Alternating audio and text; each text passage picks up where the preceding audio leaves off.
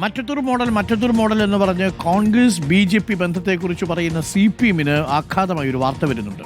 Standing കമ്മിറ്റിയുടെ തെരഞ്ഞെടുപ്പാണ്. എന്നാൽ പോലും മന്ത്രി സജി ചെറിയാന്റെ മണ്ഡലത്തിൽ സ്റ്റാൻഡിംഗ് കമ്മിറ്റി തെരഞ്ഞെടുപ്പിൽ CPM വോട്ട് BJP-ക്ക്. മാന്നാർ പഞ്ചായത്തിലാണ് CPM കൗൺസിലർമാർ BJP-ക്ക് വോട്ട് നൽകിയത്. ആരോഗ്യ വിദ്യാഭ്യാസ സ്റ്റാൻഡിംഗ് കമ്മിറ്റി തെരഞ്ഞെടുപ്പിൽ CPM-ന് 2 കൗൺസിലർമാർ BJP-ക്ക് വോട്ട് ചെയ്തു. ശരത്തുണ്ട് കൂടുതൽ വിവരങ്ങളുമായി. ശരത്ത്, മറ്റത്തൂരില്, പൈവളികയില്, പുൽപ്പള്ളിയില് ഒക്കെ കോൺഗ്രസിനെതിരെ ആരോപിച്ചതാണ്.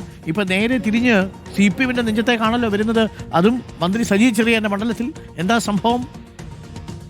അരുൺകുമാർ, അത് തന്നെയാണ് ഏറ്റവും പ്രധാനപ്പെട്ട കാര്യം. മന്ത്രി സജി ചെറിയാൻ CPM സെക്രട്ടേറിയറ്റ് അംഗം കൂടിയാണ്. അദ്ദേഹത്തിന്റെ മണ്ഡലത്തിലാണ് ഇങ്ങനെ ഒരു സംഭവം ഉണ്ടായിട്ടുള്ളത്. മാന്നാർ ഗ്രാമപഞ്ചായത്തിൽ ഇന്നിപ്പോൾ സ്ഥിരം സ്റ്റാൻഡിംഗ് കമ്മിറ്റി അംഗങ്ങളുടെ തിരഞ്ഞെടുപ്പായിരുന്നു. ഇതിൽ ആരോഗ്യ വിദ്യാഭ്യാസ സ്റ്റാൻഡിംഗ് കമ്മിറ്റി അംഗങ്ങൾ തിരഞ്ഞെടുപ്പിലാണ് തരത്തിൽ BJP-ക്കായി CPM-ന്റെ അംഗങ്ങൾ വോട്ട് നൽകിയത് എന്നുള്ളതാണ്. അതായത് BJP-ക്കായി തെരഞ്ഞെടുപ്പിൽ BJP സ്ഥാനാർത്ഥി സേതു ലക്ഷ്മിയായിരുന്നു ഉണ്ടായിരുന്നത്.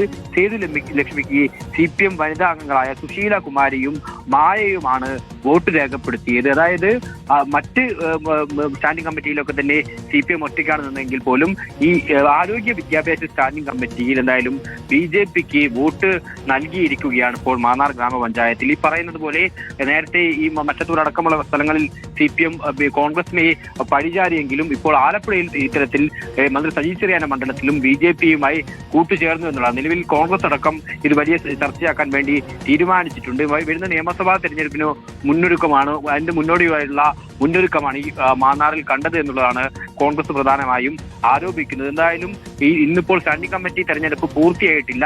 ഇന്നിപ്പോൾ വൈകിയത് കൊണ്ട് തന്നെ ബാക്കി തെരഞ്ഞെടുപ്പ് നാളെയാണ് നടക്കാനിരിക്കുന്നത്. നാളെയും ഈ നിലപാട് തന്നെ തുടരുമോ എന്നുള്ളത് എന്തായാലും കണ്ടറിയേണ്ടതുമാണ്. Thank you.